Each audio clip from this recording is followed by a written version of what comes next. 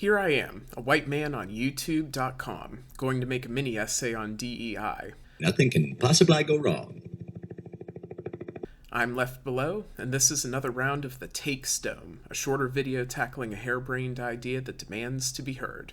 Note that there will be some spoilers for American fiction here, though I'll keep them to a minimum for what's needed to make my point. I'd really recommend seeing this movie for yourself. What struck me about American fiction was its nuanced handling of black representation.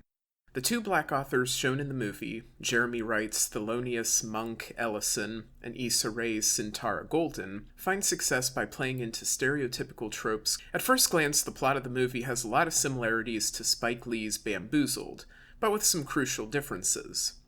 The stories the two authors tell are not intended to be offensive or demeaning to black people. The stories are received by, mostly white audience as raw tell-alls about the struggles of poor, mostly urban black people, not as a chance to revel directly in racist stereotypes like in Bamboozled. Likewise, Monk is not quite like Bamboozled's main character, who makes a conscious effort to be as not black as he can. Monk wants to be recognized as an author, period, rather than as a black author, but isn't actively trying to reject his blackness before he decides to lean all the way into it to prove a point.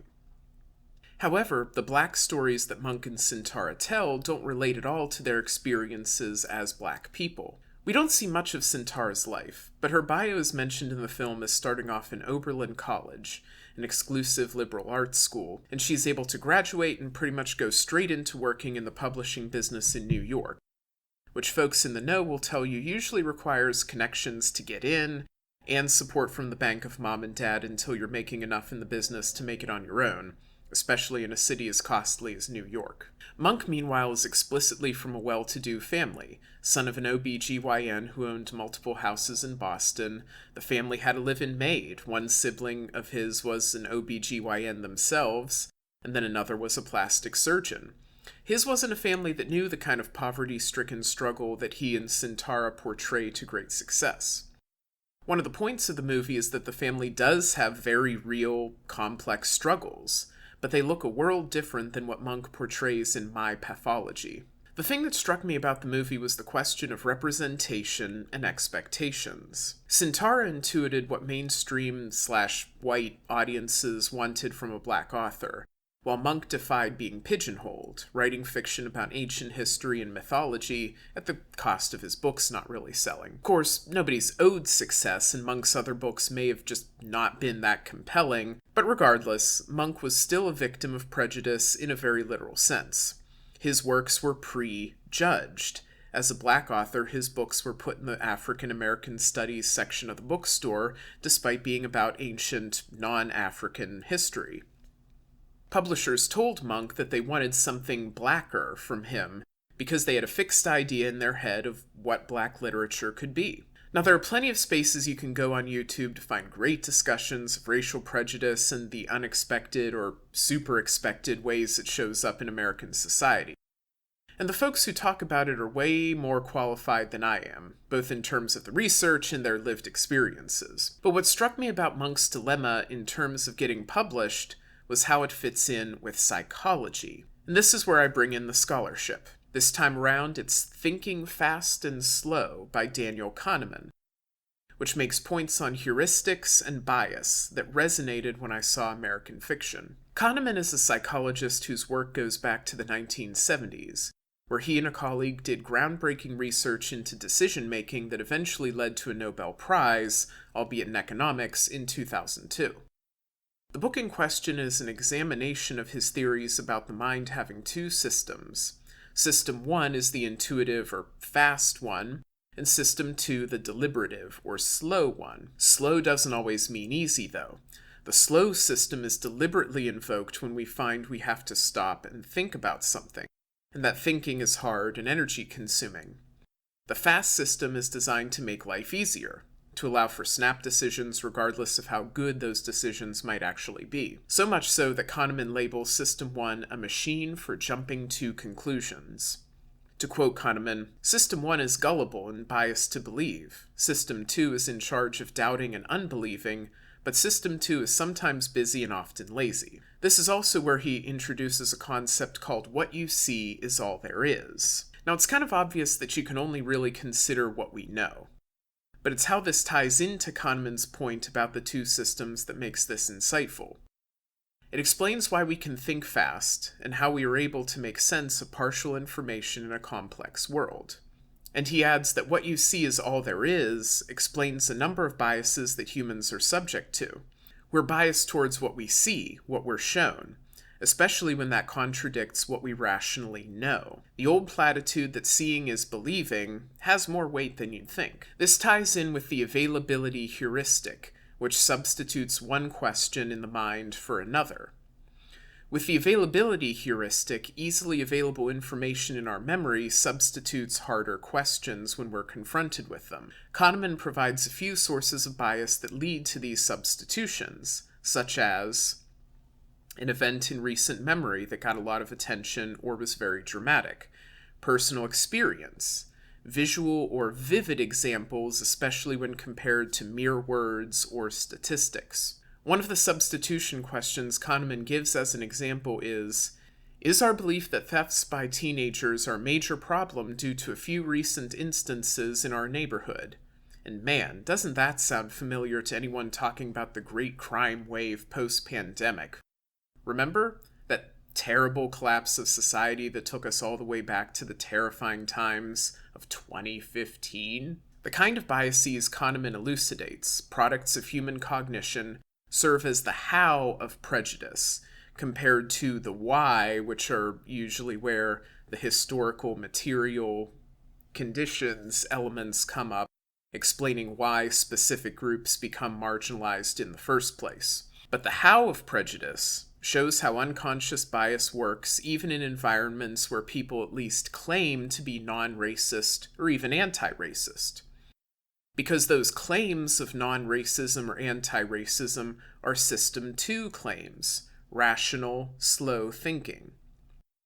The ideas of anti-racism are the mere words or statistics from before, easily overridden by our personal lived experiences, and it's especially easy to do that override if it's a system where we don't have reason to stop and think about what our priors might be. Worse still is a situation where we think our priors are something different than what they actually are. The rational beliefs of System 2 versus the availability-biased work of System 1. There's one other point Kahneman makes that's very relevant to American fiction, and that's how these biases work on expert judgment. Kahneman isn't anti-expertise, but he believes that expertise, and especially the intuition of experts, is only valid in the short run and where the scenario is pretty well defined. A chess grandmaster mapping out their next move, a surgeon making a call at the operating table, firefighters' tactical choices in a burning building. Where expertise often falls short, especially compared to just defining a rule or an algorithm and hewing to that, is in long-term decision-making. Like, say, first readers and executives at a publisher picking out what kind of books will succeed or fail.